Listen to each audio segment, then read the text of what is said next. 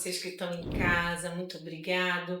Por vocês que estão me assistindo, pela audiência que nós tivemos no outro programa, muito obrigado mesmo, porque nós batemos um recorde de audiência muito bom, segundo a nossa produção, ficamos em primeiro lugar, né? Mas hoje nós estamos aqui um pouquinho assim, chegamos um pouquinho mais tarde, pegamos um trânsito pesado, mas não foi só isso. Nós tivemos uma notícia muito triste e agora, nesse momento, nós queremos mandar assim, o nosso apoio e espiritual para a nossa casa, porque Deus está no controle de todas as coisas. E nesse momento sabemos que quando vem uma notícia assim, que a gente chega, que alguém dentro da nossa casa está com câncer, uma parte da nossa família, do nosso povo, a gente fica muito abatido e abalado, mas sabendo que Deus está no controle e crendo que Deus vai dar força para o meu esposo e para os meus filhos que estão em Pindamonhangaba, sobre todas as coisas que vamos estar fazendo. E eu quero mandar já de primeira mão um abraço para a doutora Sandra, que está ali recebendo, né?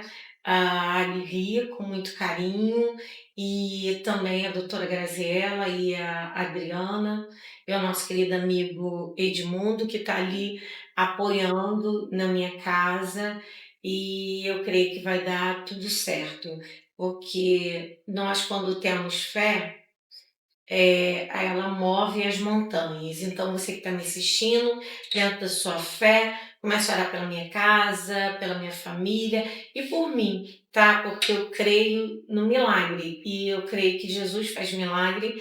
Ele tem feito muitos e eu creio que ele também faz sobre a minha vida, tá bom? Né, Ariel? E nós vamos começar o programa, né? Gente, boa tarde para vocês, boa noite para quem é de boa noite, para quem está em outro lugar assistindo a gente. Mais uma vez a gente agradece a audiência de vocês, de toda parte do mundo, as mensagens que vocês enviaram, todo o nosso carinho. O programa da semana passada foi muitíssimo especial. A gente estava aguardando muito esse programa para falar sobre os direitos das pessoas LGBTQIA+, falando também sobre pessoas LGBTs em vulnerabilidade social. Foi um programa muito enriquecedor, né, Vânia? Foi maravilhoso. E é isso, pedimos a vocês apoio espiritual principalmente, apoio também emocional, porque estamos num momento muito delicado das nossas vidas.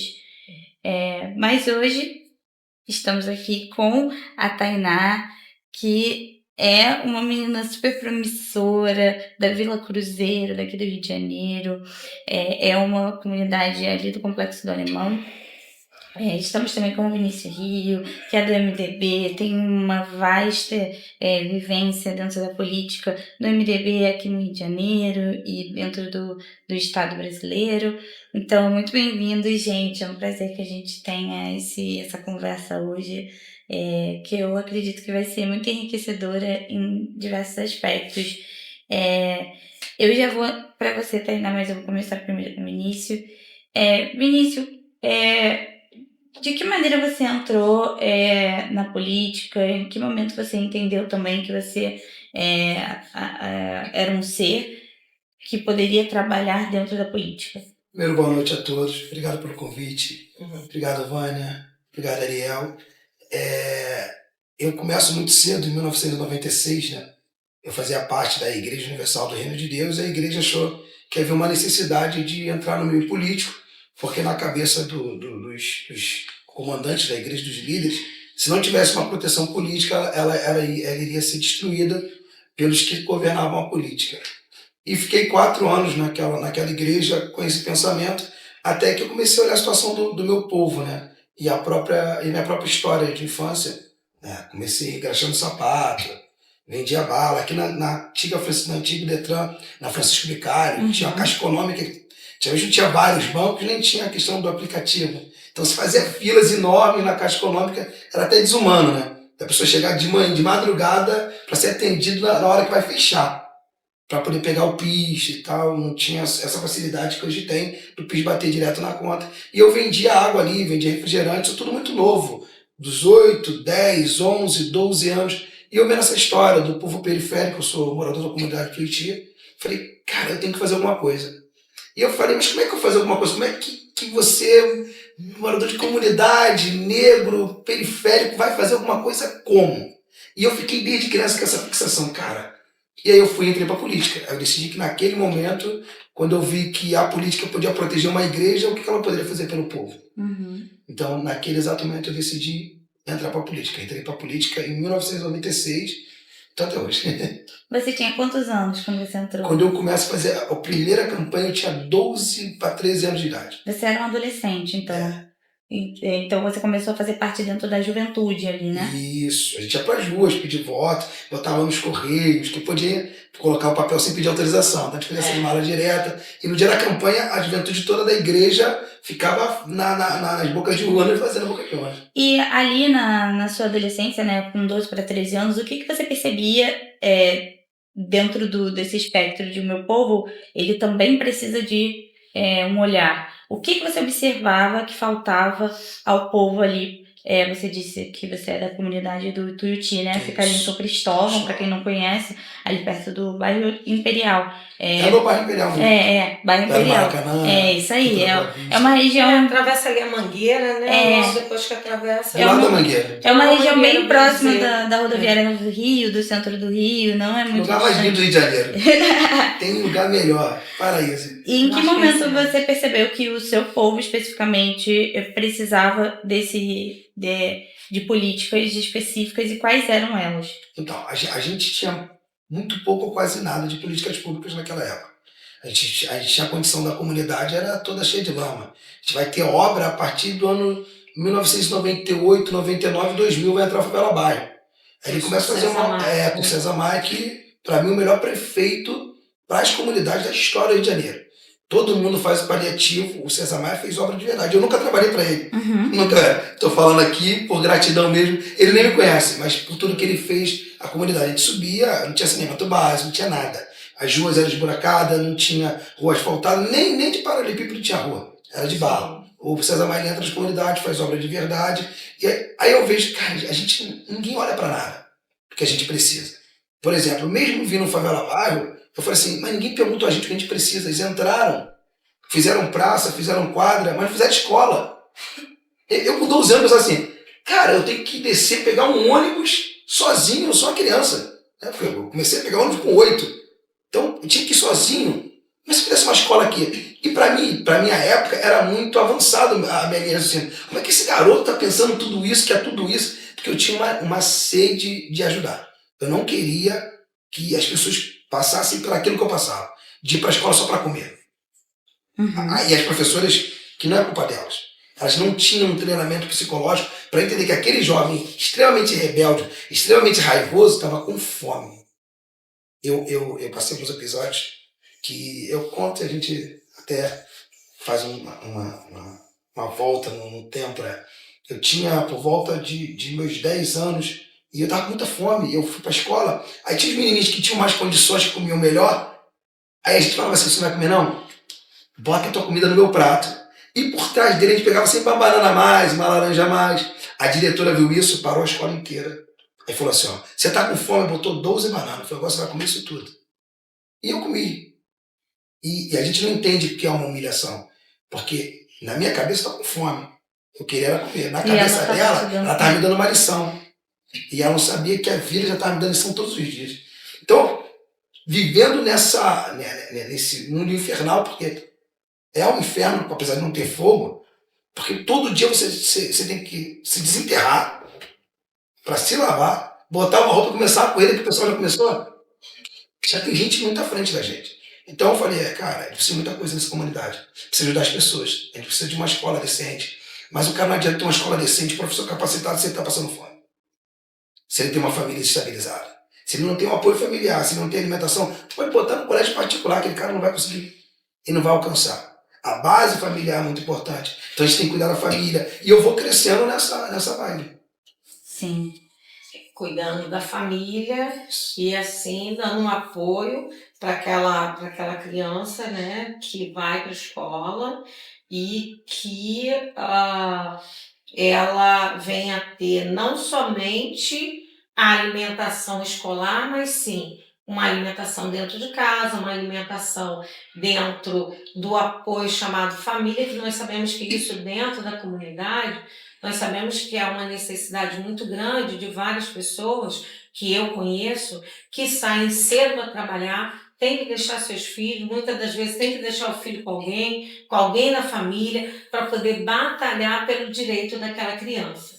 E nós sabemos que dentro da comunidade, Vinícius, tem crianças extraordinárias, crianças que têm, como você, que têm uma expertise, um talento perdido dentro das comunidades do nosso Brasil, nosso Rio de Janeiro, mas eu falo nível Brasil, porque eu creio que isso é um problema que não está somente no Rio de Janeiro. Isso é uma coisa que nós temos que lutar. Por quê? Porque é nível Brasil. Então, nós vamos ver que dentro, para uma criança de uma periferia, ou uma criança que mora no subúrbio, que mora em Caxias, que mora distante em que ela vem, ela tem que sair do seu local para estudar ou para trabalhar, que é o caso, né? Muitos saem de Duque de Caxias para ir trabalhar em Ipanema,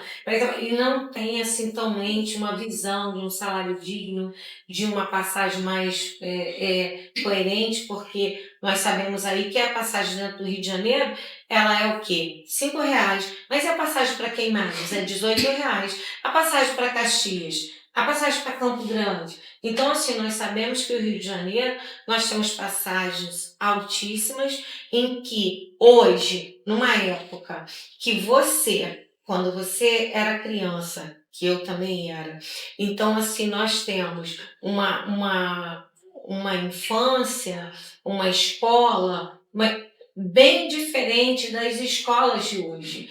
E hoje nós estamos vendo que a escola está precisando de muito mais auxílio do que da nossa época. E as crianças precisam, eu digo que precisam não, necessitam estar na escola. Lugar de criança, de adolescente é estudando, é aprendendo, é se profissionalizando para que nós venhamos ter um país e um futuro bem melhor. Porque quando nós estamos dando oportunidade, quando você chega, Vinícius, dentro da política e encontra dentro da igreja e dentro da política o local para você trabalhar, eu digo que você conseguiu conexões, porque muitos não conseguem essa conexão, entendeu? Então, assim, isso é preocupante e nós sabemos que estamos aí chegando próximo a que você não veio aqui para, nesse caso, falar de política, mas tudo envolve política. A escola envolve a política, a saúde envolve a política e hoje as mulheres também têm que envolver a política, porque enquanto nós estamos falando aqui, já houve mais um feminicídio, já houve mais uma mulher que foi atacada, mais uma mulher que foi morta, mais um menino da periferia, porque eu sei por estatística certa que teve um advogado aqui que nós entrevistamos, que ele colocou para nós que o maior número prisional carcerário são de negros, periféricos e pobres, pessoas que são menos favorecidas e as pessoas que são muitas das vezes máquina de manobra para colocar alguém num lugar que nem olha, que depois nem dá a mão para aquela pessoa que necessita de ajuda. E tem pessoas, Vinícius, que muitas das vezes não precisa, muitas das vezes, de um prato de comida, não. Tem pessoas que eu conheço hoje que precisam de um abraço, precisa ser ouvida. Precisa que quando ela vai lá votar, ela também tem o direito de falar. Então, nós temos que ter essas políticas públicas que você, com um olhar de 12 anos, estava olhando, mas hoje nós temos crianças que necessita desse olhar, porque hoje nós estamos, Vinícius, naquela corrida pelo dinheiro. E nós estamos perdendo jovens de 22 anos, 23 anos. Você que mora em comunidade sabe disso. O maior número de morte, de assassinato no nosso país, no Brasil inteiro. Né? Nós tivemos um atleta agora, Eu quero mandar minhas condolências para a família. Nós tivemos um atleta, um menino que foi morto numa troca de tiro, um menino que era promissor, um menino que era medalhista e que perdeu a sua vida. Então, nós temos esse problema de segurança e também tem que ensinar para o povo o seguinte, gente, a segurança do Estado, a responsabilidade é do governo do Estado. Porque tem pessoas que não sabem, não têm conhecimento. O que é um hospital municipal e o que é um hospital federal. O que é uma faculdade municipal e o que é uma faculdade federal. O que é uma escola municipal e uma escola estadual. Então, essa é a diferença. Então, nós temos o Pedro II. É um colégio completamente, não é no município. Nós sabemos que ele é uma instituição federativa, fundada no início de tudo do nosso país, né? E eu acho que, assim, é o meu pensamento. E eu queria ouvir um pouco de você sobre isso, porque eu falo a linguagem do povo. Porque no domingo eu estava na Vila Cruzeiro. Eu estava sentada na Vila Cruzeiro. E eu conheço a necessidade de cada uma pessoa. Entendeu? Porque muitas das vezes a pessoa me vê aqui, mas eu sou uma pessoa do povo e pro povo e trabalho pro povo e conheço a necessidade do povo. E eu tenho visto a necessidade de cada mãe solo, porque é muito difícil, entendeu? É muito difícil, principalmente pai de autista, sabe, Vinícius? Ele deixa a mulher, vai embora, como se o filho fosse só daquela mulher, entendeu? Então, assim, tem que, as nossas políticas públicas, e você que está me assistindo, tem que valorizar. O seu voto hoje não é mais peso de ouro, é de diamante. Você tem que lapidar e saber em quem você vai votar. A gente depois que a gente cresceu, né? Começamos a trabalhar, já não só militar politicamente, mas trabalhar com política. A gente começou a criar projeto de lei. Quando eu assumo o MDB comunitário, há 4 anos atrás, o meu discurso é: eu não vou na porta de político pedir cesta básica. Eu vou na porta de político cobrar com que ele faça o trabalho dele dentro daquilo que ele foi chamado. Não adianta ele vir para a comunidade dizer que vai botar poste, botar asfalto, porque não é a função dele. Eu preciso que ele crie projetos de leis e políticas públicas de verdade para que possa suprir a necessidade que a gente tem. Então, o primeiro projeto que a gente faz, né, tem que dar o nome, através do vereador Vitor Hugo, é Riborel Além dos Olhos. Esse projeto de lei, ele visa capacitar os profissionais que trabalham com criança para que eles possam enxergar os sinais que a criança dá quando está sofrendo violência. Você vai no pessoal de classe média, ele sempre tem um acompanhamento psicológico, ele tem à disposição dele um psicólogo, mas a criança periférica, quando é espancada, quando é violentada, ela não tem ninguém. E a tia da creche não vai falar, porque ela tem medo da represária, do pai, da mãe, que é parente de não sei quem, do que pode acontecer. A tia da escola tampouco, ela não tem respaldo nenhum. Como é que ela vai dizer que aquela criança sofre alguma coisa se depois quem protege ela? Ninguém protege. Então aquela criança se sente com quem eu falo. É desamparada. Se o meu padrasto me espanca, a minha mãe sabe e não faz nada. Meus tios nada fazem. Na escola, acabou, a vida daquela criança acabou. Então esse projeto fazia com que qualquer pessoa, podia ser o porteiro da escola, ou o tio que dá aula de futebol, ele conseguisse enxergar que aquela criança está dando sinais de maus tratos. Sem que aquela criança tenha que falar qualquer coisa. É nos sinais que ela dá. E a partir daquele momento, quando a lei ela for começar a estar em vigor, eles têm um canal que eles denunciam. E uma patrulha aparece lá na hora. Uma equipe especializada que vai chamar aquela criança e vai primeiro assegurar a proteção da criança. Realmente ela sai maus tratos? Então ela tá, vamos segurar a criança com a gente. E agora vamos atrás do malfeitor. Esse é um projeto que a gente fez. Não adianta você, eu sou um líder comunitário, eu sou um líder disso, e chegar na porta do político para pedir cesta básica, pedir dinheiro.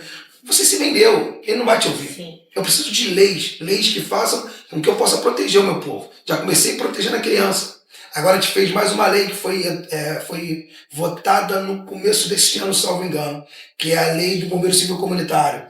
Porque em 2010, se eu não me engano, tivemos uma grande enchente aqui no Rio de Janeiro, uma grande tragédia, Morro do Salgueiro e outros morros, desabou tudo. E qual é a dificuldade do bombeiro? O acesso, como é que faz para chegar? Não conhece a comunidade, não sabe que vieram entrar. Então muitas pessoas morreram porque não tinha ninguém para ter o socorro imediato.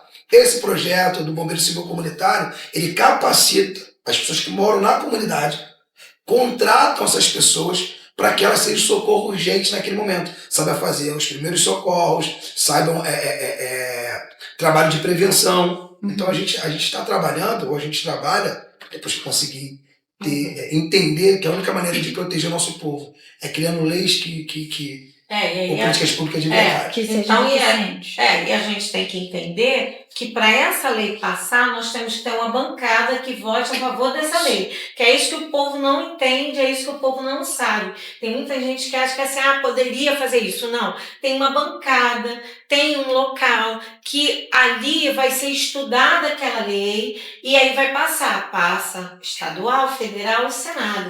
E aí do Senado é que essa lei vai ser aprovada. O povo não entende. Acha que é assim, que vai reclamar na internet vai mudar alguma coisa. Não vai. Não vai. Quando nós fizemos ano passado, que não tinha, o Rio de Janeiro, só a capital tem mais de 1.000 favelas cadastradas. No estado tem 3.000 e poucas favelas. Sim. Então, como na capital do Rio de Janeiro, né, que tem 1.000 e poucas favelas, não tem uma frente parlamentar de defesa das favelas. Eu fui lá na Câmara, sentei com o nosso vereador Vitor Hugo, falei com ele, precisamos fazer. Ele, Vinícius, está aqui, está pronto. Montou e botou na casa. Tem que colher assinaturas. Eu falei, isso vai passar fácil, não é possível que o pessoal não vai assinar para criar essa frente. Esses caras sobem um morro para pedir voto, não vão criar uma frente, já é um absurdo não ter. E agora que o vereador foi lá, se colocou, vai fazer, botou, é só assinar e não vão querer. Pasme, só assina a assinatura. A gente precisava de 19. O que eu fiz? Eu fui na porta de cada um. Falei, se não assinar, eu vou fazer vídeo. E vou botar na favela que vocês vão. Não é possível. Uma assinatura. Para que tenha uma frente que defenda, eles foram começar a assinar. O poder que você tem é do voto. Sim. É do convencimento. Você tem que ir na escola. Minha filha, você quer pegar um dinheirinho no cara, eu acho errado, mas você quer pegar, pegue de quem você quiser. Mas na hora de votar, não vote nele. Principalmente no que te deu o dinheiro. Esse aí não tem que ter teu voto. Isso é verdade, porque o que você está falando é muito importante sobre as comunidades. E eu digo, valeu Senhor, eu conheço todas as comunidades do Rio de Janeiro, tá? De leste, oeste, norte, sudeste do Rio de Janeiro e de fora do Rio de Janeiro. Conheço periferias de São Paulo, conheço de Curitiba. Por mais que eu fui em Campinas e disseram para mim, aqui não tem comunidade. Rapidamente, quando eu saí do shopping, encontrei a comunidade. Fui logo lá e achei a comunidade, achei as irmãs da igreja. Então, sempre tem a comunidade. E não é só a comunidade, Vinícius.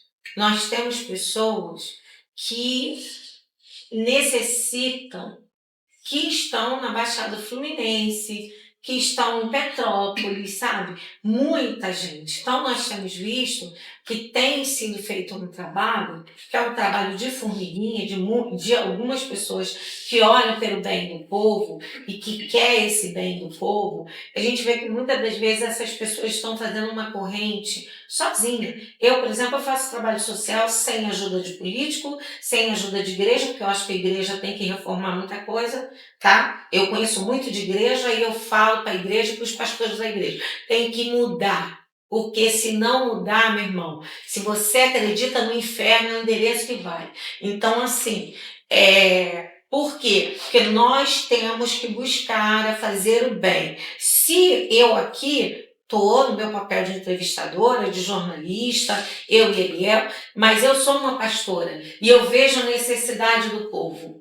E eu tenho visto pessoas que têm desencaminhado as outras com os seus próprios pensamentos, mas que está aí, como você falou, pegando dinheirinho na conta para poder fazer o trabalho por tal. E aí esquece do povo. Desempregou um bocado de gente que eu conheço, sabe? Para poder fazer. Então, hoje, por exemplo, o Jonathan não está aqui, mas nós temos um testemunho muito bom do Jonathan, da mãe do Jonathan, que esteve internada, e teve 2 pessoas que ajudou muito o Jonathan na hora da necessidade dele. Então, ali, quando a mãe dele estava no hospital, teve pessoas que foram lá ver o que estava acontecendo naquele hospital com a mãe do Jonathan. Então, assim, um hospital sem ar-condicionado, passando por situações muito difíceis. E isso que você falou é de suma importância. Eu mesmo fui uma das pessoas que fiz o maior movimento para que, sobre o Henri, que eu achei uma discrepância, a mãe, que eu falei bem claro, ela não me representa como mulher, não me representa como professora. Eu nem sei que bicho eu viro quando alguém mexe com um filho meu. Então, eu tenho o hábito sempre de falar isso. A mãe, a figura da mãe, é a figura protetora, é a figura que examina o filho quando ele vem da escola, se vê se está arranhado, se alguém beliscou, se alguém bateu, se levou um tom. Essa é a figura da mãe. A mãe é aquela que protege o seu filho. Mas não fazer a coisa errada, mas ensinar o caminho certo. Mas você vê, eu estou falando isso porque, meu querido, eu fui torturada aos 5 anos de idade. A minha mãe passou por tortura, eu passei por tortura, meu irmão passou por tortura. E numa conversa com a minha avó percebeu que nós não estávamos bem. Porque já tinha colocado, bem dizer, toda a polícia atrás da gente. E aí a pessoa obrigou a minha mãe a ir até a casa da minha avó comigo. E meu irmão não foi, porque meu irmão apanhou muito na cabeça, estava muito visível. E eu tinha apanhado pelo corpo, a minha perna estava queimada. Me colocou uma calça comprida. Ali minha avó percebeu. Minha avó percebeu o seguinte: eu nunca tinha usado calça comprida. Por que eu estaria de calça comprida? Então o olhar da minha avó foi para a calça comprida. Aí ela foi colocar algo na cozinha, virou para mim e falou assim: Ninha, o que está acontecendo? E eu falei para minha avó, vó, a gente está morrendo onde a gente está. E aí começaram a procurar e nós fomos tirados de um centro, né, de magia, que mataram várias crianças. Alguém da sua família já ouviu, porque isso foi em 1976, e várias crianças apareciam mortas no Rio de Janeiro, sem os órgãos, e eu fui uma das crianças que escapei, né, porque os meus avós, os meus tios, que eram pastores, lutaram e foram lá e tiraram a gente de lá. E eu ainda faço esse trabalho sem sequer me colocar em nenhum plano político, mas eu chego pro político na sala dele, sento e cobro dele, entendeu? Nem que eu tenha que ir ao presidente da República, eu vou. Porque quando tem algo que mexe com os menos favorecidos, com aqueles que precisam da mão estendida, porque tem pessoas que precisam de uma mão estendida. Elas precisam do que você falou: educação, saúde. Primeiro, a saúde. Segundo, a educação. Porque nós estamos vendo aí, houve reformas em alguns hospitais, mas nós esbarramos no CISREG. Agora, você imagina uma pessoa que está com câncer, uma pessoa que precisa de um tratamento, como eu fui ontem visitar essa senhora, ela foi jogada para fazer um tratamento, ela sendo ali da Penha, está indo fazer o tratamento lá em Nova Iguaçu. Então, foi jogada para fazer uma radioterapia, uma quimioterapia, que é algo que deixa a pessoa, porque eu já fiz, tá? Eu já tive vários cânceres, me curei e eu creio que cada vez a gente vai vencendo. E pegar e colocar ela para lá. Essa senhora depende de ajuda para ir até Nova Iguaçu, precisa de um carro para levar e buscar. Tem carro que não quer, vamos supor, se arrumar um carro da saúde para ir lá, eles não querem ir. Não quero ir lá buscar ela não, porque lá é perigoso, porque tem, entendeu? Então, e tem toda essa gestão também, de não querer ir buscar arroz em casa. Então, assim, a vizinha que se mobiliza para levar arroz até Nova Iguaçu, porque aqui está lotado. Então, se está lotado, tem que abrir mais leque para que venham mais pessoas serem atendidas.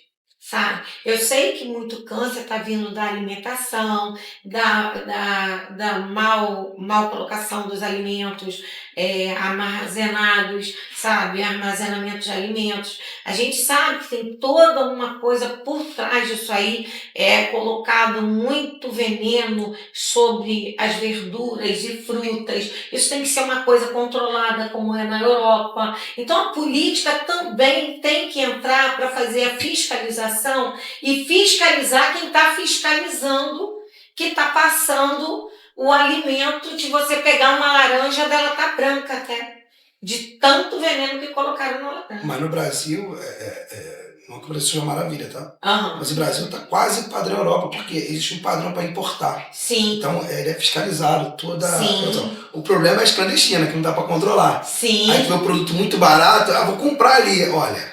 Tem que dar uma olhada. Qual é a procedência desse produto? Isso aí. Mas o que mais causa câncer, segundo alguns estudos, os produtos pasteurizados, Sim. os produtos enlatados. A verdura, na minha época de criança, a gente pegava ela lá, lavava muito mal. O que eu tô falando, Sim. eu Hoje tenho pauta. Os meus primos são plantadores de tomate. Então, dentro da plantação de tomate e pimentão, se manuseia como o pessoal que anda aí com material para matar o mosquito da dengue. Eu tenho várias pessoas da igreja que trabalhavam como Evaristo e que, de estar sentindo, por mais que usasse aquele equipamento, a proteção toda, que o Evaristo não trabalhava de qualquer maneira, e o Evaristo teve um problema seríssimo com aquele veneno ao qual o Evaristo veio falecer.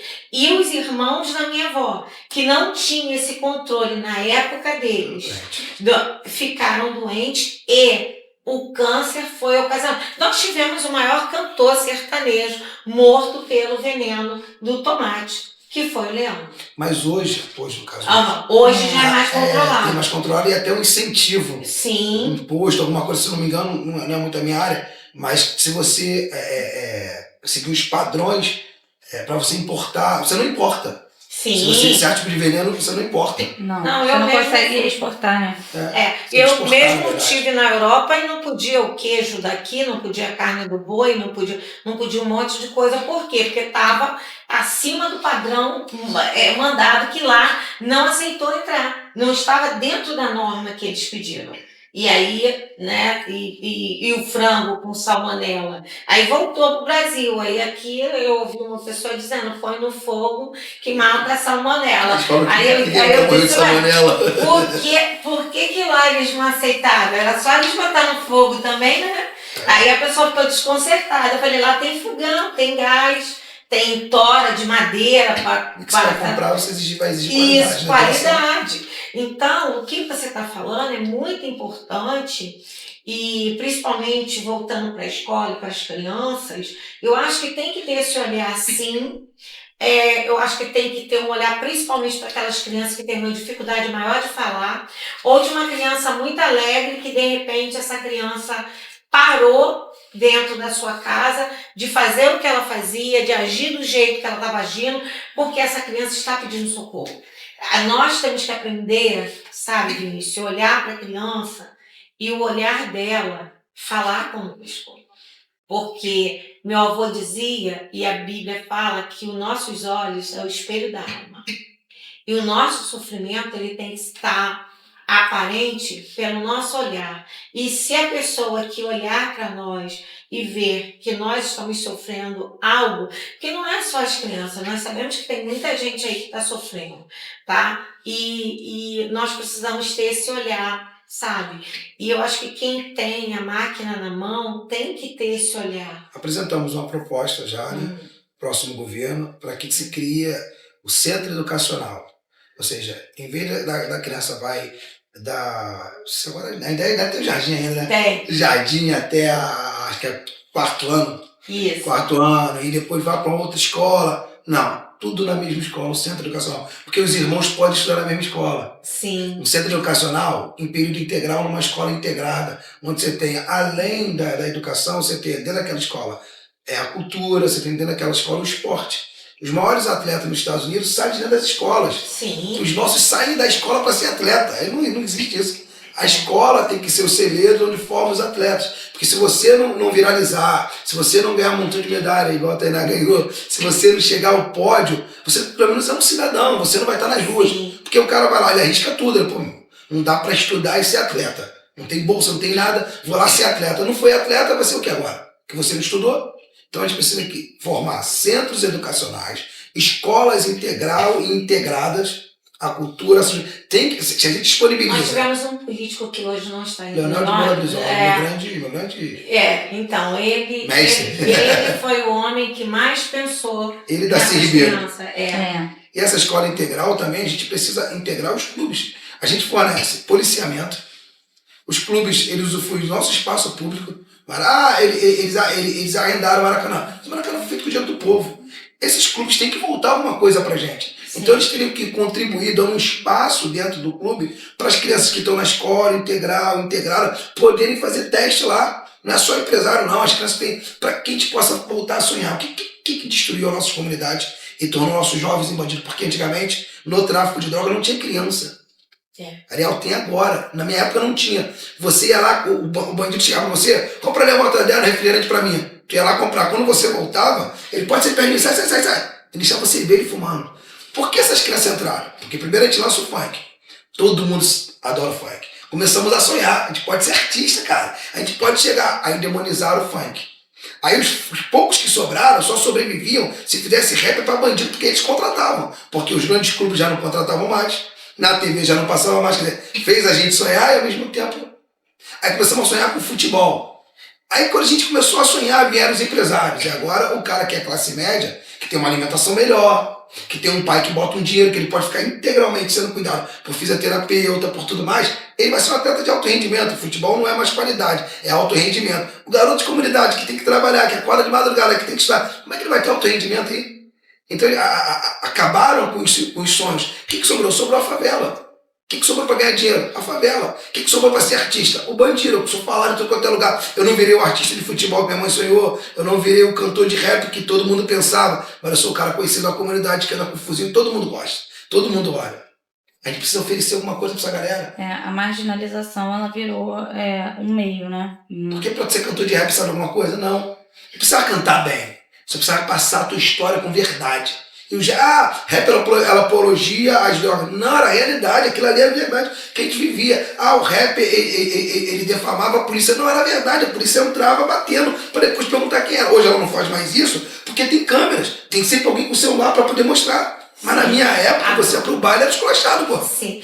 Agora, Vinícius, nós temos aqui uma convidada promissora, que é da comunidade, mas que venceu e que vence a cada dia, né, Ariel?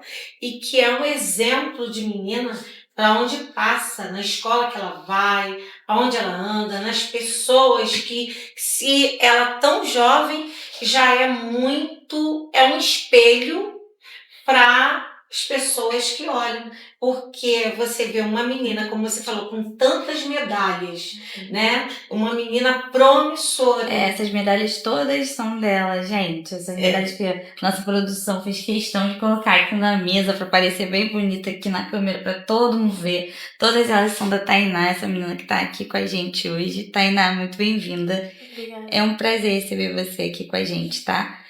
Quantos anos você tem, primeiramente? Eu tenho 15 anos de idade. 15 anos.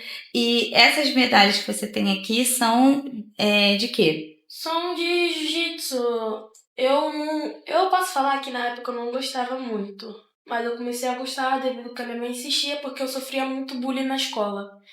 Aí eu vim pensando em sair. Mas eu vi que tenho que continuar porque isso totalmente mudou a minha vida, porque poderia fazer outro tipo de coisa igual as outras garotas de hoje em dia, porque não só tem aquelas garotas talentosas, mas de hoje em dia tudo perdida, né?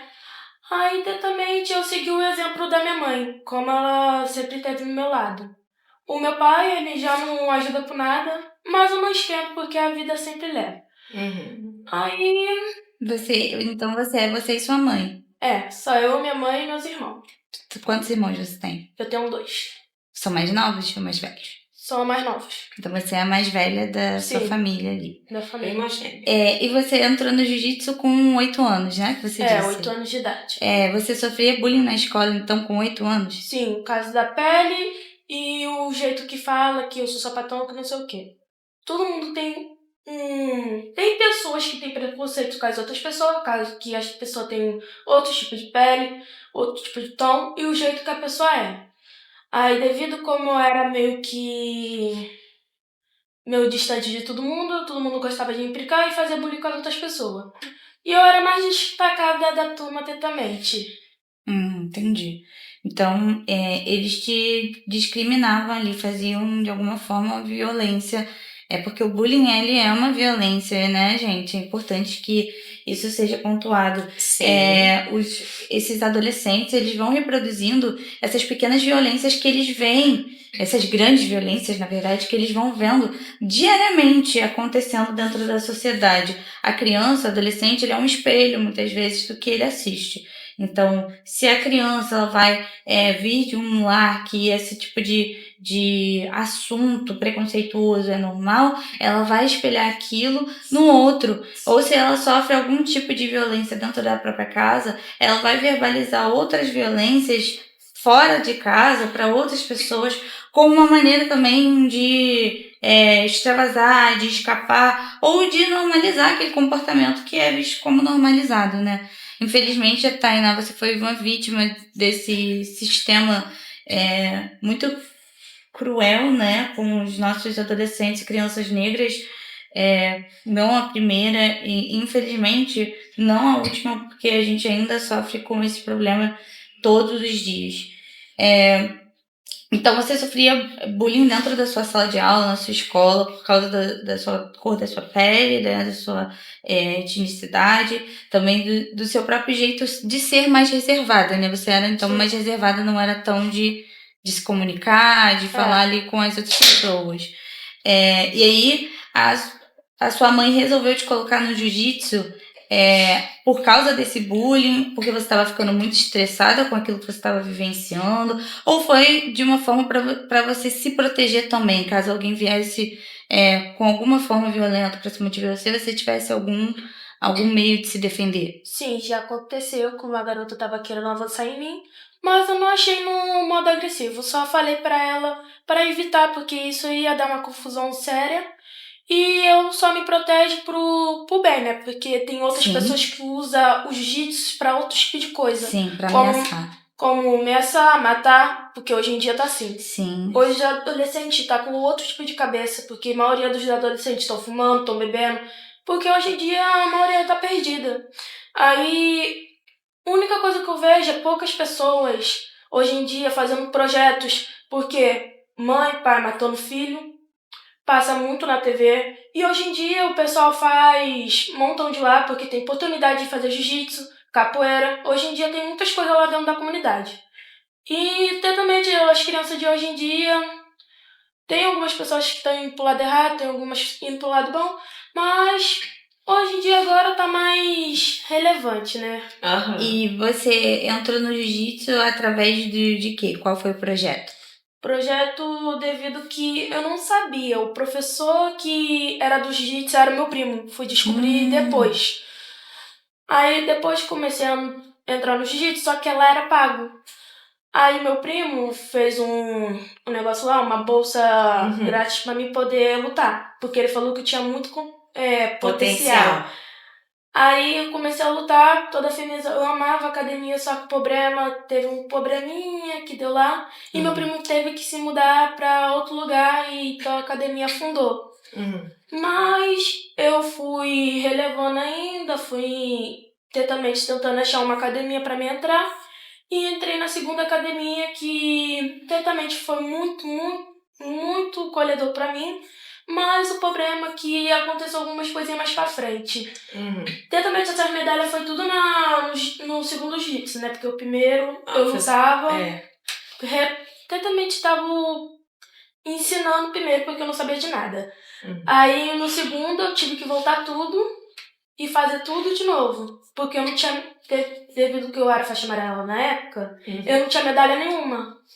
Aí o professor fez questão de eu mudar, ir pra faixa branca, pra eu poder ir pros torneios. Aí ele achou um monte de pessoas lá pra aqueles pessoal que pagam o torneio, porque eu não tinha condições na época. Patrocínio. Exatamente. Aí, tipo, era muito difícil. Aí ele perguntou que eu queria ir pro campeonato, isso ele falou comigo. E eu agradeci muito a ele, porque na época era muito, muito difícil mesmo. Minha mãe não tinha condições para tentamento pagar os torneios, porque era muito caro. E sempre tinha uns campeonatos pequenos que o pessoal fazia para as outras pessoas terem oportunidade de pagar. Aí depois disso eu comecei a lutar, só que o único problema, o professor parou de dar atenção. Tava vendo as outras pessoas, tava vendo que as outras pessoas estavam ficando cheias de medalha. Ele esquecendo totalmente do o que ele era antes para depois. Aí eu vi isso muito, porque era muito preconceito que eu tava vendo. Porque também as crianças me servam muito. Aí depois disso eu saí, fiquei meio triste, porque o professor não tava indo pro campeonato comigo, porque eu tava começando a pagar o torneio. Eu acho que foi 2 vezes que ele não foi. Eu fiquei muito chateada, mas eu não levei pro coração. E eu tava querendo parar de lutar jiu-jitsu por causa disso, porque diretamente pode ver o aluno com o professor lá e o teu professor não estiver lá pra te ajudar. Sim. Na frente. E você, mas então você parou com o jiu-jitsu? Eu parei. Aí. Há quanto tempo você parou? Acho que 2 meses, não me lembro, ou 2 anos. Não lembro direito, não. Mas eu achei que tipo, não tava mais dando fé mais pra jiu-jitsu. Aí depois disso, meu amigo da minha escola falou assim, você luta jiu-jitsu? Que ele viu as fotos, né? Porque ele tem um WhatsApp, ele vê. Aí eu falei que eu lutava jiu-jitsu, mas eu tava meio desanimada, porque tava acontecendo algumas coisas. Aí ele perguntou que eu queria pro jiu-jitsu dele. Aí eu falei, pode ser, mas eu não quero lutar. Eu não tava na fé de lutar mais. Aí na hora que eu cheguei lá, eu descobri que a academia é lá na Igreja da Penha. Você conhece a Igreja da Penha? Então, tô começando a lutar lá, voltar a lutar jiu-jitsu. E lá eles dão muita atenção e muito carinho para as pessoas de lá. Eu amo o trabalho deles, é um projeto muito bom de lá. E a única coisa que eu posso dizer é que na época que eu sofria muito bullying, parou com isso, certamente, deixou um pouquinho mais, como se fala, um pouquinho mais meu coisa. Aí eu percebi que eu não posso desistir o que eu sou, porque também o jiu-jitsu é o meu ponto mais visto, porque eu sou muito talentosa e meu primo falou desde o começo, desde que eu comecei. Chorei muito na hora que a academia acabou, né? Porque eu amava muito, com o coração aberto. E também ele me ajudou algumas coisas que eram muito difíceis na época, né? Porque eu passava algumas coisas, né, lá. Aí hoje em dia eu sou essa pessoa que eu tô aqui, né? Porque outras pessoas não tá aqui mais, mas outras pessoas estão entrando, né? Aí agora eu penso na vida e só seguir em frente, continuar com o jiu-jitsu, continuar com o que eu sou e ser medalhista. Importante, né? É importante não desistir. Como o Vinícius falou, né? Quando começou o funk tinha uma música que qualquer pessoa que gosta do funk raiz, né? Sabe que o nosso sonho não vai terminar. Então, eu acredito, Tainá, que seu sonho não vai terminar. E além do jiu-jitsu, gente, a Tainá também, ó, toca violino. Mas a gente vai falar disso no próximo bloco, né, Vânia? Sim. Daqui a pouquinho. Fiquem conosco. Alô, ouvinte da Rádio Tropical Web Brasil. O meu nome é Vanessa Navarro, eu sou advogada, eu vivo em Portugal e eu vim aqui oferecer para vocês os nossos serviços advocatícios. Nós trabalhamos ajudando investidores e empresários que queiram trazer a sua empresa para Portugal através do visto Gold. Essas pessoas podem fazer investimento em fundos e nós tratamos de todo o processo para a obtenção do visto Gold, inclusive para a sua família, esposa, filhos que queiram vir viver em Portugal, ou se não quiserem viver, se quiserem apenas investir em Portugal, na compra de imóveis, na construção, restauração, remodelação de imóveis. O nosso escritório conta com parceria de empresas de engenharia, consultores imobiliários e toda a equipe necessária, inclusive pessoas intermediárias de crédito em bancos, pessoas que podem conseguir financiamento, para vocês. Então nós tratamos de todo o processo. Contem conosco, inclusive para obter a nacionalidade portuguesa, tá? E sigam o nosso perfil no Instagram, LinkedIn e Facebook, VN Advocacia PT. Obrigada.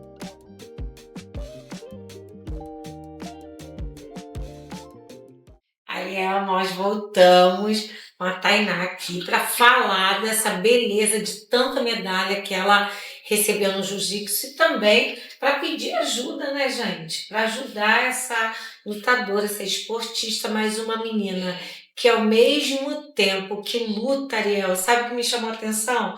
Ela é violinista, ela toca violino, que é assim, diz pra gente, né? Sim, a Tainá já explicou como o jiu-jitsu entrou na vida dela, foi através de uma vivência triste e sofrida do bullying, a mãe dela a colocou dentro do esporte, e o esporte também despertou essa paixão nela, ela descobriu que ela realmente gostava do jiu-jitsu, e com muita ética também, porque ela entendeu qual é a alma da luta, e isso é importantíssimo dentro da alma de qualquer lutador, Sim. né?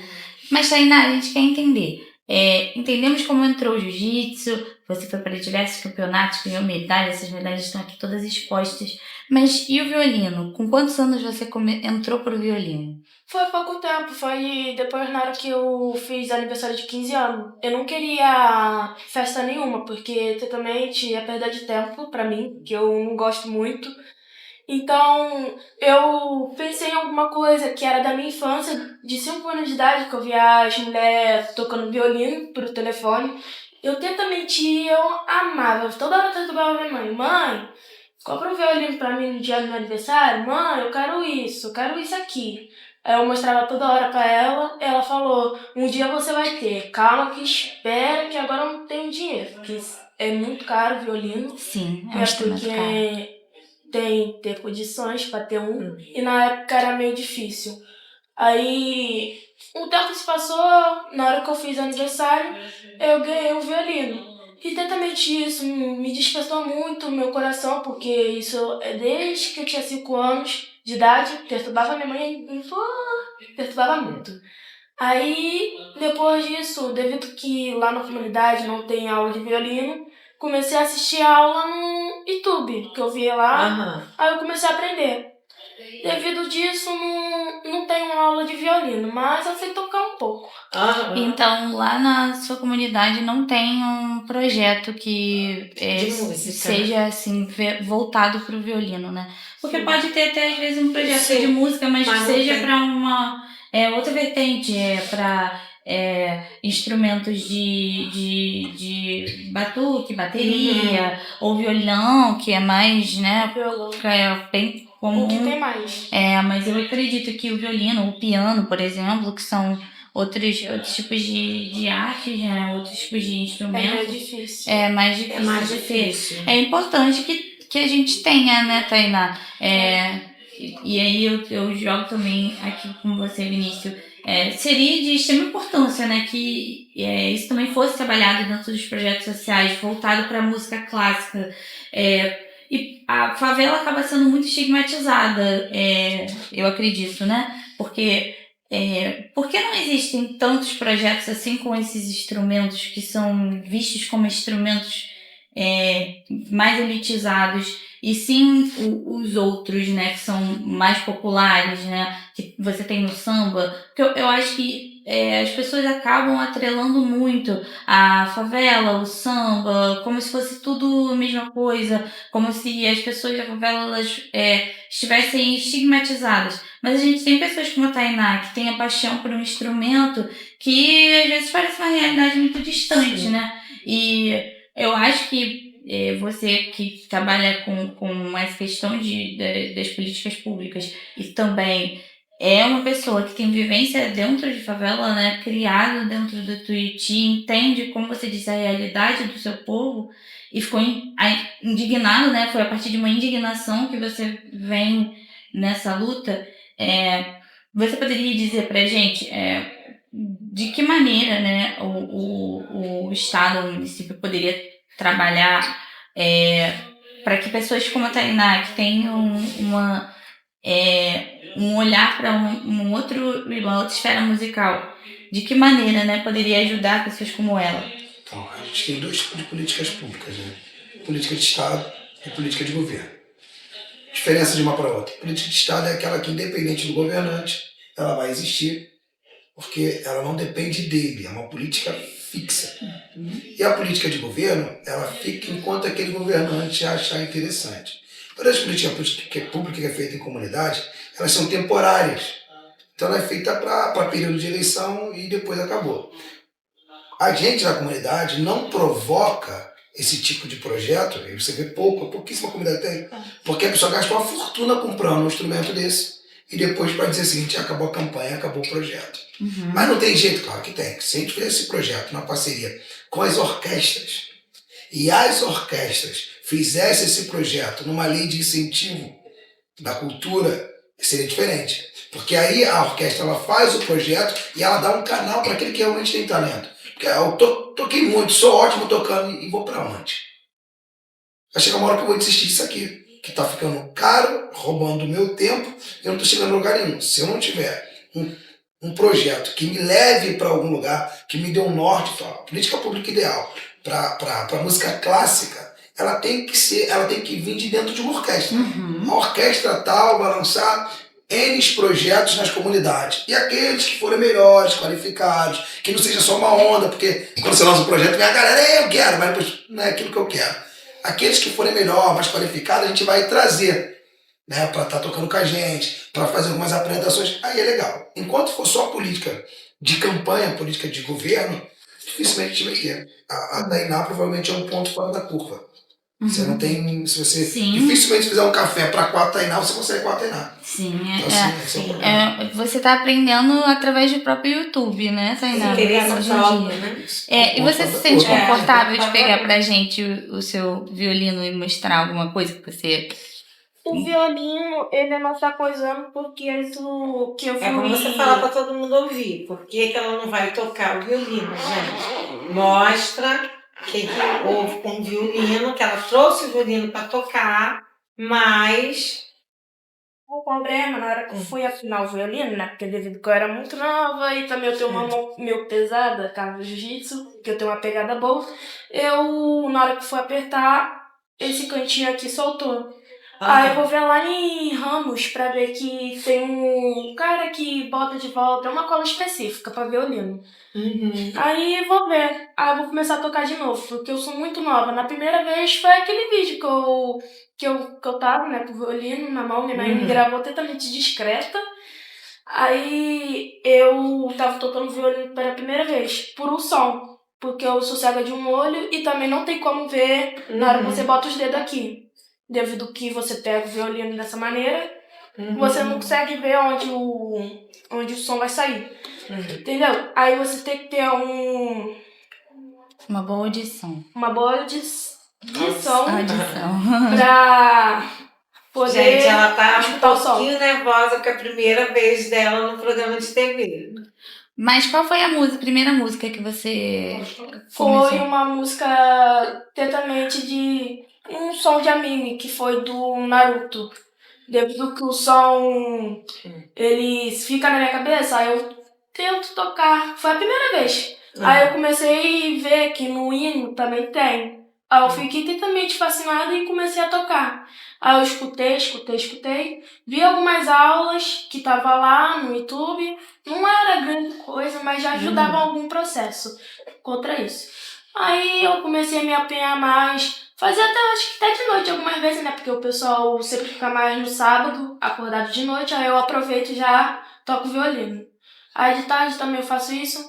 Totalmente eu amo tocar violino. Totalmente o jeito que eu achei que isso me deixa mais confortável para me tocar um instrumento. Você se sente assim, mais leve, mais... É como se é algo que é para sua alma, né? É algo assim que te faz bem. Tem pessoas que se sentem bem cantando, outras, eu conheço muitas pessoas que tocam piano, que saem na correria e depois tocam piano. E você se sente bem, é um preenchimento para você, eu digo que é até um refúgio. É a música através do som do violino, que é lindíssimo, porque o violino é uma coisa espetacular, é um instrumento dificílimo de aprender, colocar o manejo. Minha tia tocou violino, então o violino você tem que ter uma certa leveza, por mais que você diga que você tem uma mão pesada e tal, você tem uma alma leve. Então, por isso é que você se interessou pelo violino. Então, você sendo uma lutadora, nada te impede de você tocar o violino, porque é algo que está em você, é algo que faz bem a você. Eu digo que é o seu refúgio, o seu abrigo, é o violino, é o som do violino. E isso te faz bem. Sabe, me fez lembrar o seguinte: quando você toca, também faz bem para quem ouve, sabe? Traz paz e aí para ouvir você tocar. Então, isso é muito importante. Você acha que está fazendo bem só você, mas quem te ouve também se sente bem. E se você olhar à volta, que eu acho que você ainda nunca parou assim para olhar à sua volta, você vai olhar à sua volta quando você tocar o violino e você vai ver que aqueles que estão perto de você, eles se sentem bem, assim como Davi tocava para adormecer o rei, sabe? Ele tocava a harpa, porque o rei estava com o espírito atribulado, nervoso, e ele começava a tocar um instrumento para que aquele rei sentisse paz. E eu vejo isso em você. Por mais que você tenha uma alma de guerreira, continue com essa alma. Valorizo muito, porque eu também gosto. Então, assim, continue com essa alma de guerreira, de lutadora pelo que você quer, pelo seu sonho. Não deixe ninguém destruir essa beleza que você tem, essa maravilha que você tem na sua alma. Por mais que as pessoas te jogassem pedras com palavras, eu digo para você que o Senhor te escolheu como a mais bela flor do jardim, para que você fosse essa pessoa que você é, nas coisas que você não falou aqui, mas eu sei que é, além de você ir para a luta, porque você acha que essa luta é uma defesa à sua mãe, mas você começou a ver que essa luta você pode ir mais além. E quem sabe a gente não vai ouvir você um dia dando um tchauzinho lá pra gente na televisão, dizendo eu estou nas Olimpíadas, entendeu? Então a gente tem que sonhar e temos que sonhar alto mesmo, porque ninguém vai sonhar os nossos sonhos, entendeu? Os nossos sonhos, ele é só nosso. Eu gosto muito de falar de um homem que olhou para um charco. Todo mundo viu o charco. Ele levou vários engenheiros, vamos ver se vocês sabem disso, ele levou vários homens importantes com ele. E ele precisava daquelas mãos de obra para o trabalho. E ele chegou de frente a um charco e disse assim: aqui eu vou construir uma cidade. Todos eles olharam para esse homem e disseram assim: vai dar certo não. É loucura na sua cabeça.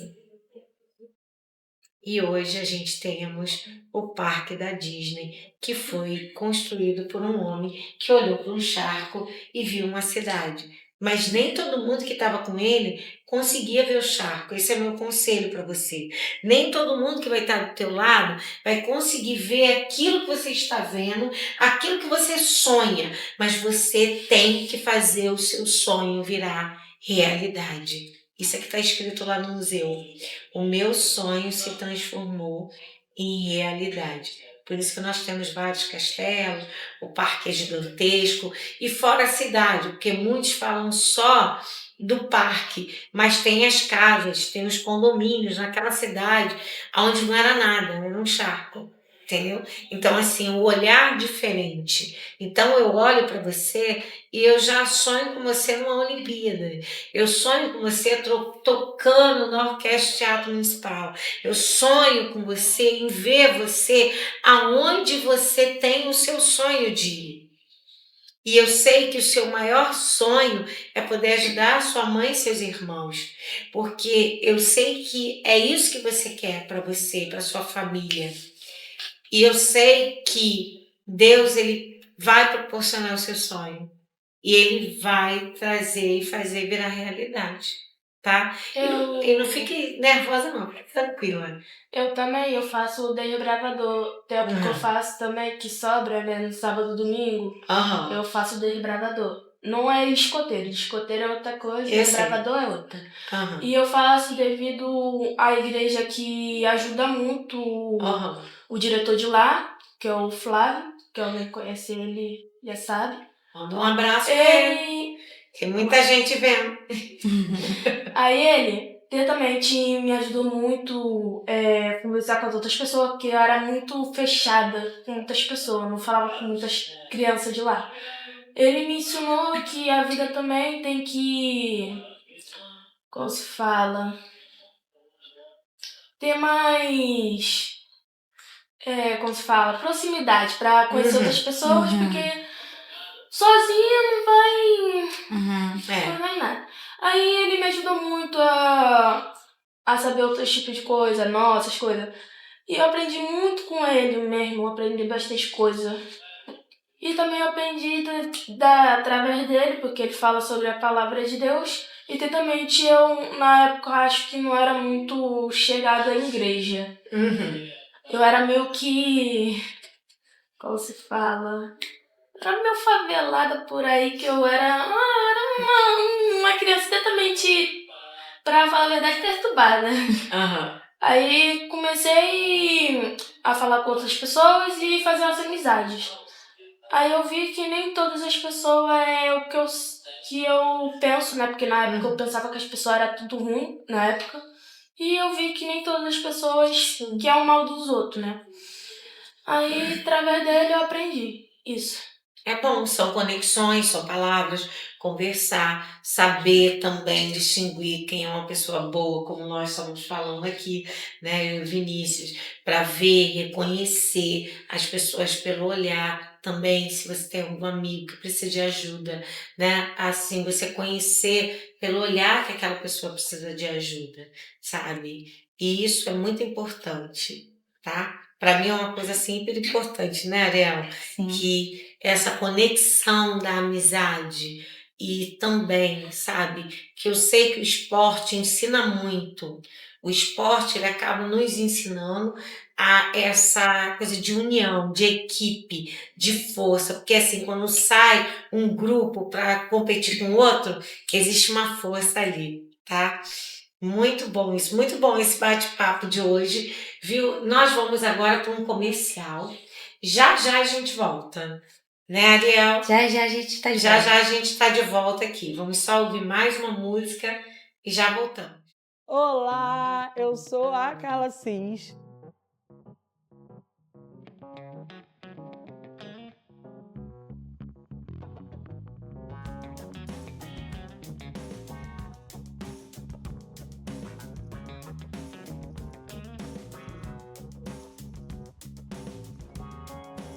A responsável empreendedora por esse espaço, que aparentemente está começando agora, mas eu já comecei essa profissão há algum tempo atrás, alguns anos atrás, na verdade, quando eu desisti da minha profissão de enfermagem, de gestora ambiental, e comecei a empreender na estética, fazendo atendimento em domicílios, e comecei com um espaço depois pequenininho, quando entrou a pandemia, logo depois um pouquinho maior, e hoje eu estou nesse espaço oferecendo vários outros serviços.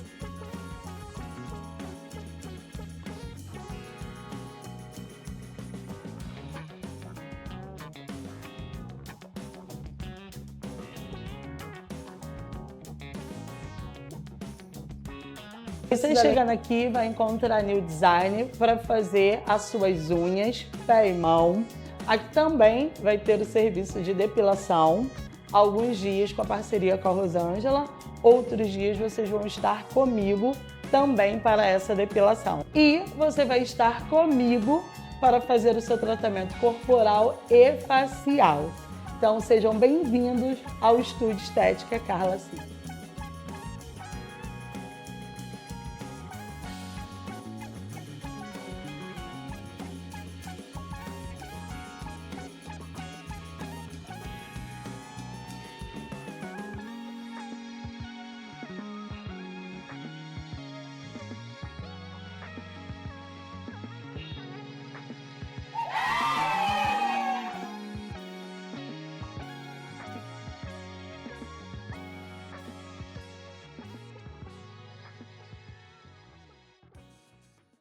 agora voltamos. Estamos de volta. O Vinícius continua aqui no estúdio, mas deu uma saidinha. Estamos aqui com a pastora Ana Paula Napoleão, que já veio aqui antes, gente. Não sei se vocês Virando lembram. freguesa. Virando freguesa. Teve aqui com o Jonathan, né, no dia. Sim. Foi Jonathan, pastora Ana Paula. A gente teve Maravilhoso. debates aí acerca do direito da criança, né? De Abril vários Azul, assuntos, espectro autista, espectro autista, direitos dos autistas, políticas públicas para autistas. A gente falou sobre tudo isso. E a pastora Ana Paula tá aqui.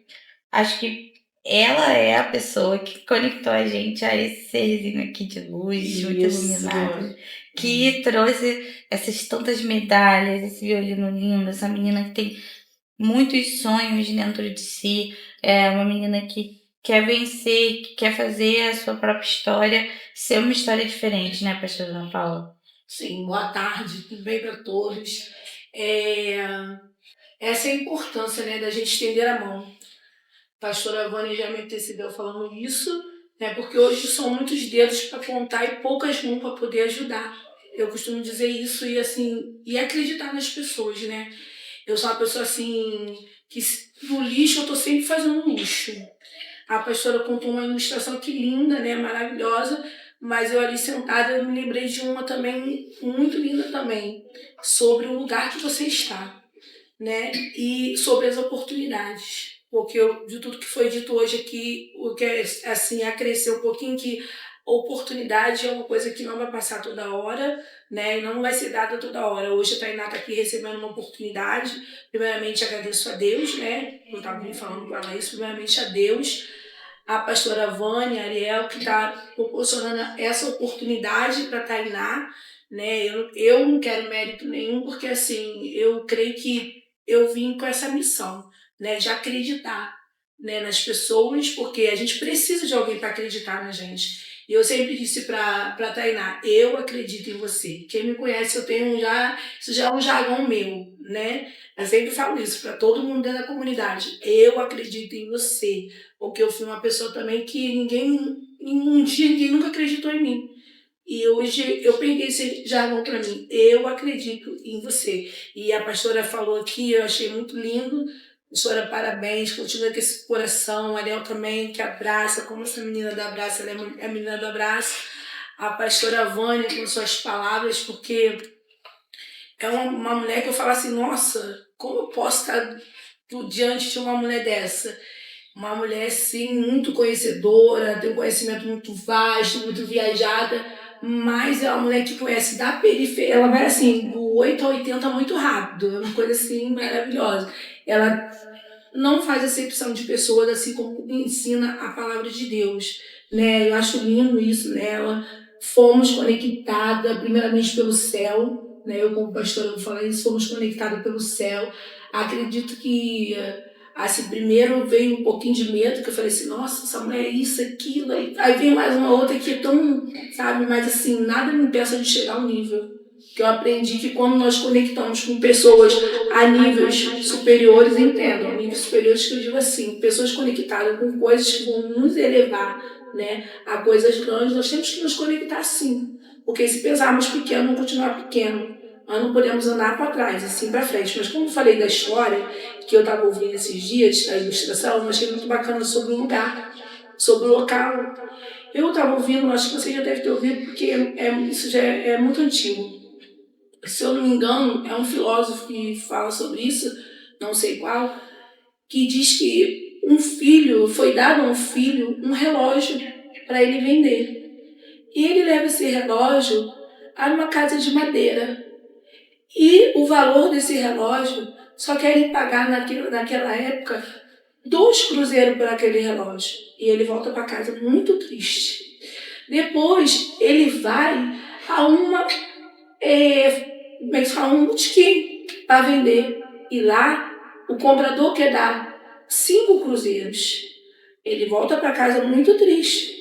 Só que aí o pai dele fala, meu filho, pega esse relógio e leva agora aqueles antiquários de relógio, né? Como se diz? Como é que se chama?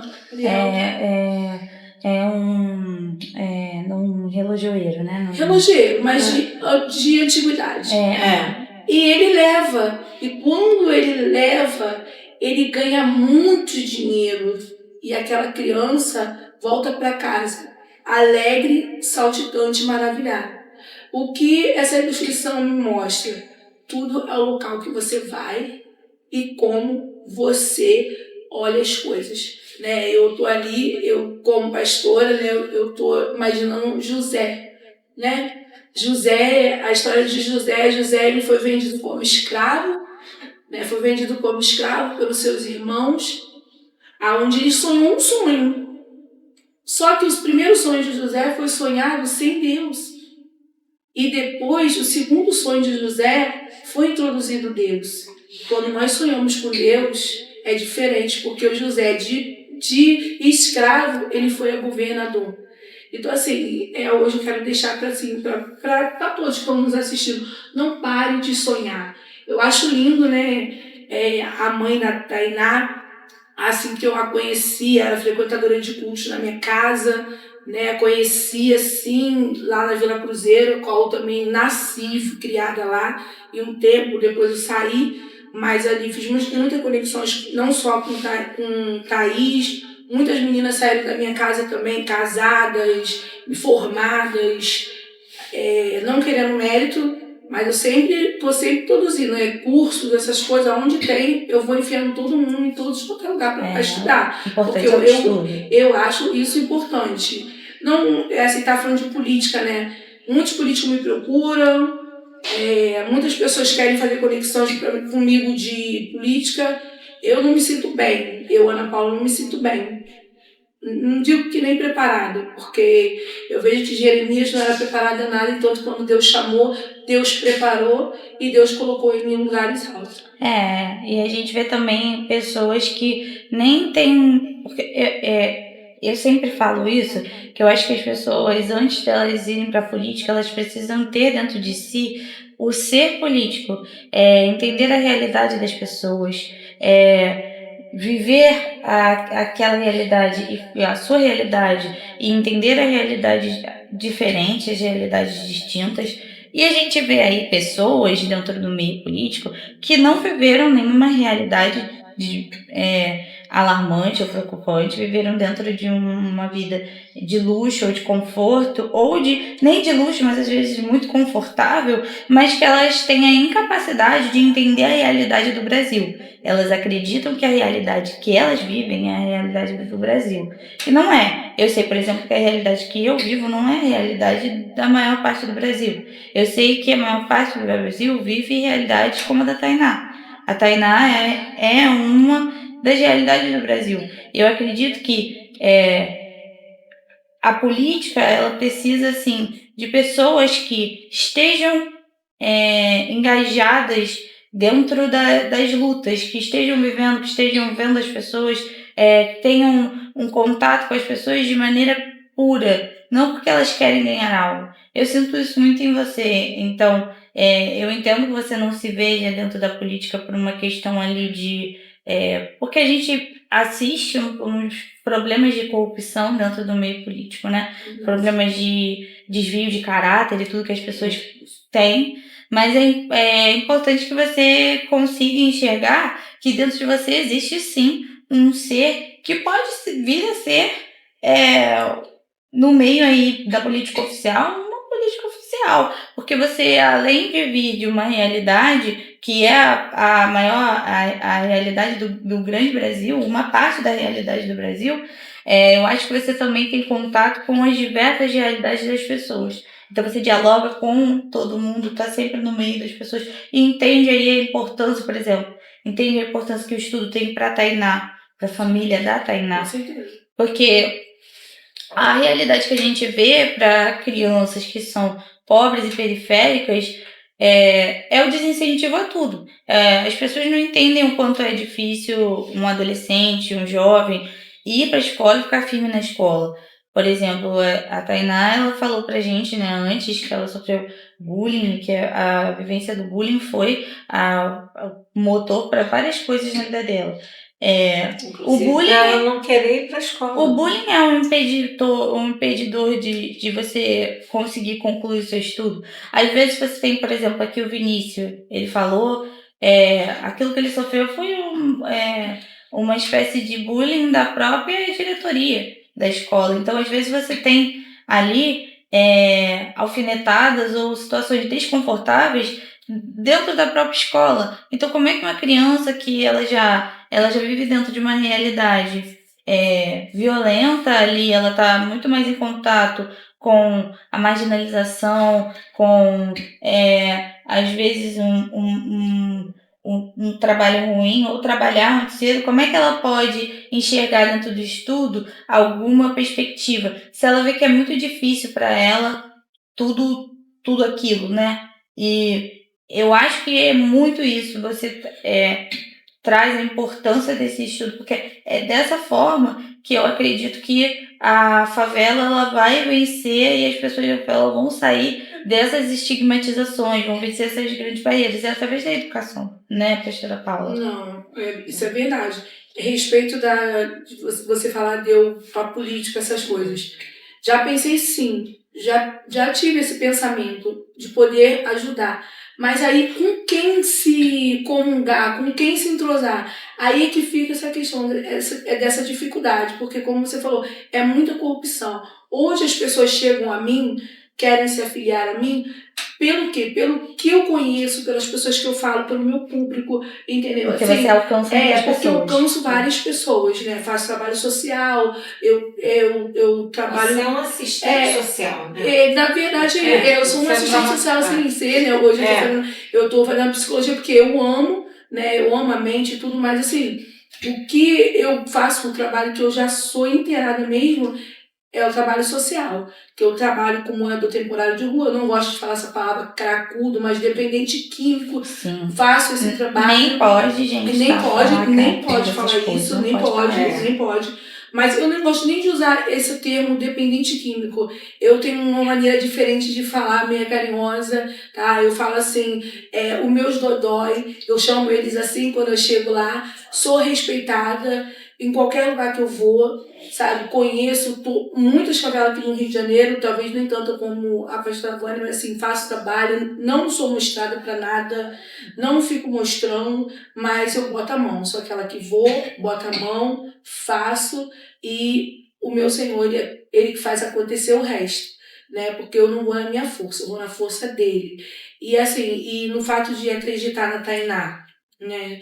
Hoje eu trouxe a Tainá aqui, né? Porque não só a Tainá, mas eu queria assim, que as pessoas olhassem um pouquinho mais para as pessoas, para as crianças da comunidade, né? Porque foi falado aqui, é só isso, interação de jogos, futebol, como se fala, esporte? Não. A criança só não precisa disso. Ou às vezes um prato de comida. Muitos hoje querem ficar levando cesta básica agora, ainda mais nessa época agora. Dá cesta básica para comprar foto. Não é isso. E as pessoas também ficam assim, sem aquela perspectiva. Estudar para quê? É o que eu mais ouço dentro da comunidade, é isso. Sim. Pastora, estudar para quê? Para que estudar? Se eu ficar aqui dentro da comunidade, vendendo isso, fazendo isso, eu vou ganhar muito mais. Então isso vai criando uma desmotivação no meio dessas crianças, né? Porque como o rapaz que me antecedeu aqui, o Vinícius que me antecedeu, ele falou, não tem um encaminhamento, né? Não tem um direcionamento, como estava falando do violino. Tocar violino para quê? Eu achei aquilo ali, assim, um ponto crucial. Tocar violino para quê dentro da comunidade? Quem vai parar para ouvir tocar violino? Então, a mesma coisa aos outros pensamentos de outras crianças também. Vou ser nutricionista para quê? Quem vai me dar a oportunidade? Vou ser um advogado para quê? Só que não é assim.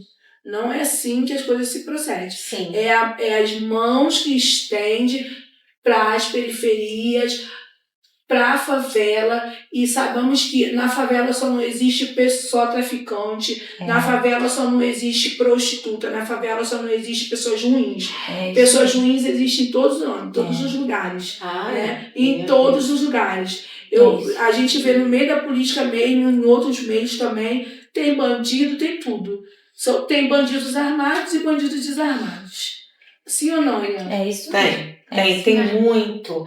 Olha, você tocou num ponto essencial, pastora Paula, é que, como você estava falando, você conhece de perto, e eu também conheço, e eu vejo o seguinte, hoje não se tem esse olhar para o povo da comunidade com um olhar diferente. Nós fomos num evento no Copacabana Palace, lindíssimo, nós vimos a orquestra da Maré, né, as crianças da Maré tocando.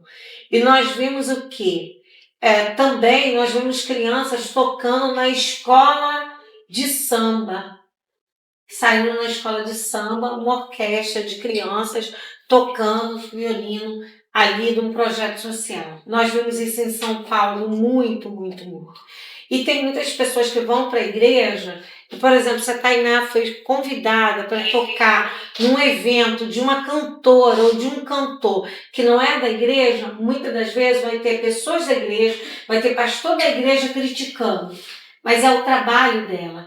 E a Tainá ela já tem que começar a aprender ao que ela vai tanto lutar quanto a tocar o violino, e ela tem que entender que essa é a profissão dela.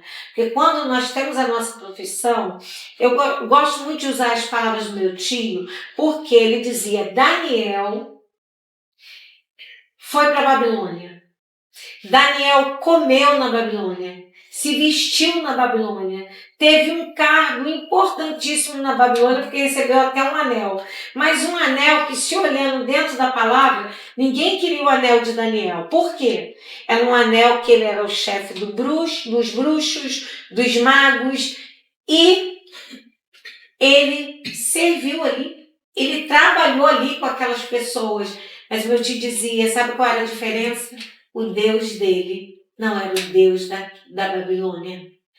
Então, nós temos que entender isso, e a Tainá, que vai se profissionalizar, tem que aprender, e ela tem que entender que a vocação dela, a devoção tem que ser separada, sabe? Porque são a vocação, o amor, a oportunidade, que eu digo que você olhou para ela com um olhar para ela e para a mãe, um olhar de colocar elas para cima. Gente, vocês estão ouvindo, que estão nos vendo, assistindo, a mãe da Tainá está aqui no estúdio, tá? Porque tem uns que devem estar, mas como uma menina de 15 anos? Essa menina de 15 anos está aqui, mas ela está acompanhada, documentada, com a presença da mãe, que a mãe dela é uma pessoa que precisa de muito, muito mesmo apoio. Mãe de duas crianças com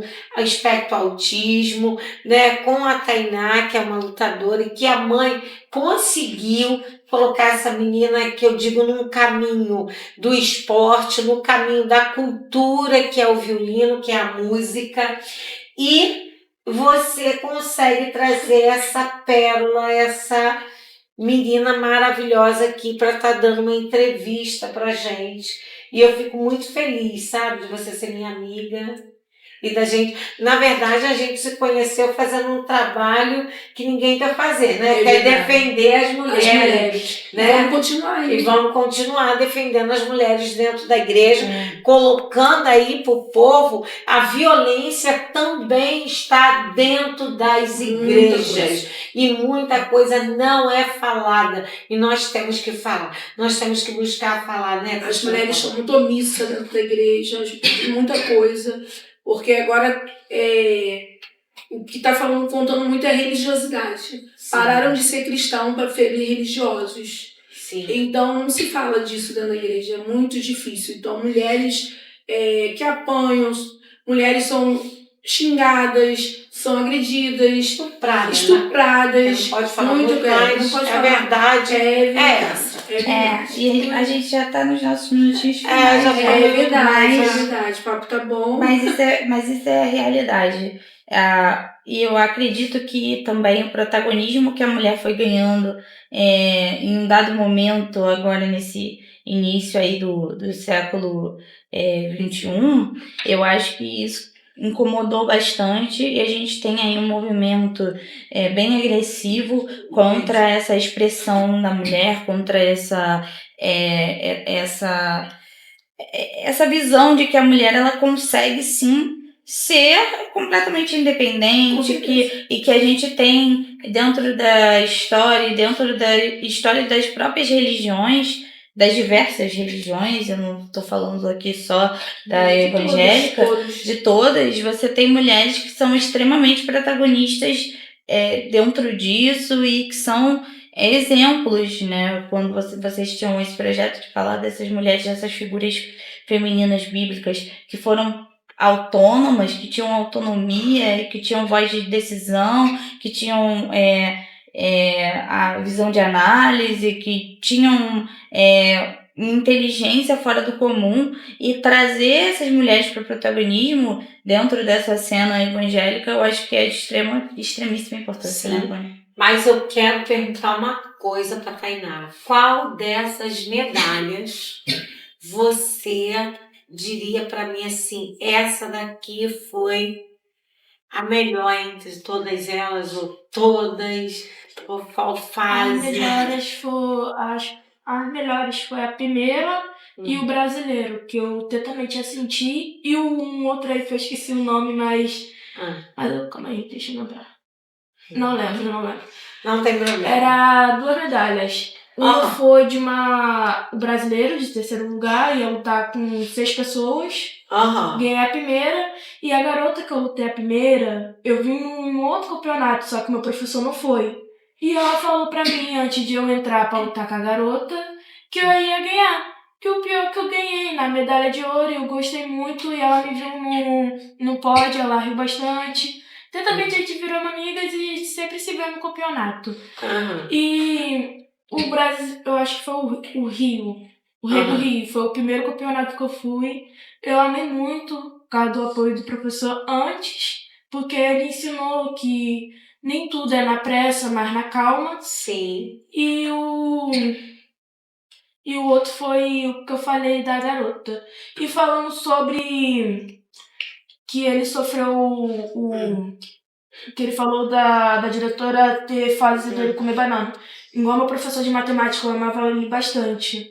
Acho que foi do 9º ano que eu tava. E ele, do nada, de repente, que eu tava com a minha amiga, porque ela não copiou o trabalho dela. Tava lá na sala de aula. E eu tenho um problema de ansiedade, aí deu um brilho lá. Ele chamou a minha amiga, porque ela não tava fazendo dever e eu não tava conseguindo prestar atenção no quadro, porque mais se distrai, começa a conversar. E ele falou pra essa pessoa, falando que ela não copiou desde ontem o dever e eu era uma influência pra ela. E totalmente ela escutou o professor de matemática falando mal de mim, falando totalmente por as costas, em vez de falar na minha frente, logo. Ele falando que eu sou uma influência pra uma pessoa que totalmente ela só sentou no meu lado pra conversar comigo, que ela também tava meio distraída, eu também tava. Aí ela veio e falou pra mim, porque totalmente ela não esconde nada, ela já fala pra saber. E devido que ele falou isso me magoou bastante. Eu fiquei totalmente muito, como se fala, triste, e eu fiquei muito nervosa na hora. Aí minhas amigas falou pra mim descer. Aí na hora que ia descer, a diretora chegou e falou porque eu já tava chorando. Aí eu falei a situação que aconteceu, minha mãe foi lá na escola, falou com a diretora. E também teve um caso que o professor tava fazendo racismo com outra garota, chamando a garota de preto, sendo que ele também é da mesma cor que a garota. E totalmente isso é muito racista. E ele não respeita os alunos. O que eu vejo, tem professores que não tem cabeça pra ser, entendeu? Porque hoje em dia os adolescentes tá difícil pra fazer os estudos, né? Porque tem uns que gostam de brincar, a gente faz o dever. Mas o que o professor fez é errado, porque totalmente tinha uma garota da minha sala também, que o nome dela era Tainá, só que Tainá Machado. Aí a garota tava não fazendo dever, que ela era uma das bagunceiras. Aí o que ele fez? Começou a gritar com a garota, começou a falar muitas coisas, a garota perfeitamente foi pra de tarde pra não ficar mais da sala dele. A garota... E eu continuei indo de manhã. A garota já foi pra de tarde. E eu também estava muito magoada e não queria ir pra escola por causa disso, caso dele, porque tetamenti, ele fez o errado de ficar fazendo fofoca da outra pessoa, sabendo que aquela pessoa admira muito. Sim, os professores, eu tive excelentes professores. Eu entendi que te desencadeou a falar isso, pelo que o Vinícius falou sobre a professora colocar aquele monte de banana para ele comer, ele estava com fome, era uma criança, ele comeu e não tinha noção do racismo que a professora estava cometendo com ele. Então, isso ficou alerta, que nós que somos educadores e que somos pessoas que vamos estar levando o ensinamento, nós temos que ser o exemplo. Tem até um louvor que diz, né, que nós somos o espelho, né, e nós somos espelho para muita gente. Professor, apresentador, sabe? Apresentador de programa tem que ter muito cuidado com o que fala também, para não poder estar atingindo aí as outras classes. Porque aquele que se sentiu ofendido, né? Então você se sentiu ofendida, mas a minha pergunta sobre a medalha é o seguinte: imagina se alguém que está vendo a gente agora, uma pessoa diz assim, Tainá, vamos treinar no Flamengo, vamos treinar no Fluminense. Olha que eu nem sou flamenguista, mas vamos treinar no Flamengo, vamos treinar, né? E porque as portas podem se abrir para você ir treinar, como também aqui já está sendo feita uma movimentação para você treinar, ter mais aulas de violino. Então, assim, para você aprender cada vez mais o seu sonho se tornar realidade. Então, assim, eu creio que a sua medalha, a maior medalha dessas aqui todas que você ganhou, seria agora um esportista que estivesse vendo, alguém que estivesse vendo esse programa, pudesse dizer assim, eu vou apadrinhar a Tainá para ir treinar num clube e colocar você num clube. Porque, por exemplo, o Renascença Clube tem o pessoal da ginástica que vai para o Brasil fora, né, fazer, e são medalhistas, né, e nós vimos lá em Pindamonhangaba um torneio lindíssimo, que foram crianças de vários lugares do Brasil. E o Rio de Janeiro ganhou, sabe? O pessoal que foi lá no Rio de Janeiro ganhou medalha de ouro lá. Então, assim, para mim, foi maravilhoso receber o nosso querido Vinícius aqui, né? Vinícius Rio, uma pessoa que faz um trabalho com a população, que nasceu ali no Tuiuti, que se volta ao trabalho social, mas o que ele fez? Ele abraçou isso e viu que a forma dele ajudar é fazendo política, é pedindo, entrando com pedido de leis para que possa acontecer na vida dos menos favorecidos. E você, que é o espelho da mudança que foi feita e que está sendo feita, e que pessoas que estão lutando para que o ensino nas comunidades, para que venha ter mais projetos, para que as crianças da nossa comunidade e as mulheres se sintam abraçadas pelo público, né? Pelo poder público do nosso país, que as comunidades possam se sentir, sim, não usadas, mas abraçadas pelo poder público. Que quando nós possamos buscar um hospital, nós possamos ter esse hospital, tá? Que hoje esse programa foi um programa assim, que a gente nem, olha, eu quero dizer para os meus telespectadores aqui, né, Ariel? Não foi nada planejado. Aqui nós não íamos falar de política, mas o Vinícius começou a contar a história dele, porque ele veio aqui para falar da história dele, do trabalho que ele faz, do projeto que está aí para ser aprovado, que é uma lei para ser aprovada, para ajudar as crianças. Então ele fez esse projeto de lei e nós estamos esperando essa aprovação dessa lei, né? Então, assim, mas esse assunto que nós tocamos aqui nos levou para a política. Sim, eu acho que ficaria difícil não falar de política quando a gente está falando também de vulnerabilidade social e de vários aspectos como esse. Foi um programa que eu acho que foi muito enriquecedor e eu quero aproveitar também para você que está assistindo a gente.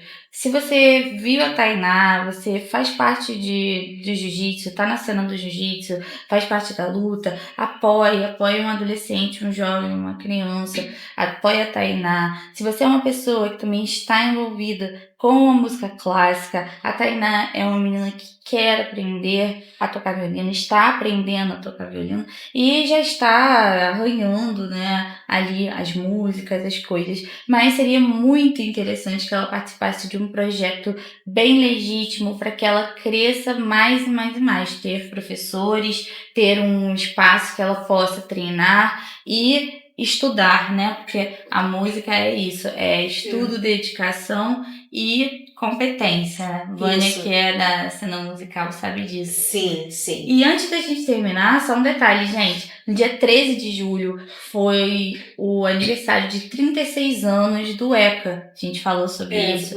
antes de entrar em cena, né? O Estatuto da Criança e do Adolescente, gente, que é de extrema importância para o nosso Brasil. Só tem 36 anos e é ele que deu dignidade e reconheceu as crianças e adolescentes como seres, indivíduos de direitos que necessitavam de políticas públicas para eles, dedicadas a eles, que precisavam de uma atenção específica.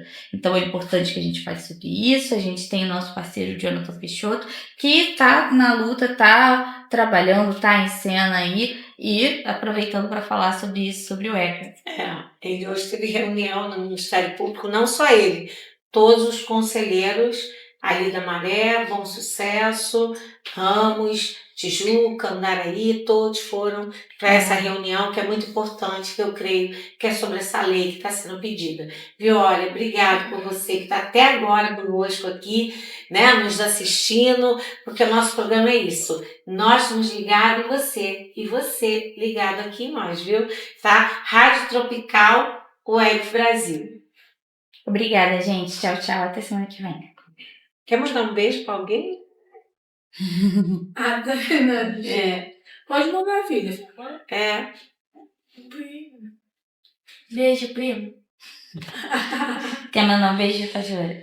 Um beijo a todos que estão nos assistindo, né? E eu peço que não só a Tainá, mas que outras pessoas também possam conseguir também essa oportunidade, né? Tô aí, a pastora Vânia nessa ligação, nessa conexão, né? Ouçam, veem, né? Porque ela está sempre trazendo pessoas aqui, não só para ajudar, mas para também trazendo informação, para várias coisas. Mas isso é de suma importância, porque amanhã a Tainá poderia estar sentada ali no lugar da Vânia, no lugar da Ariel, e outras pessoas mais, tá? Gratidão. Tchau, tchau, gente. Tchau.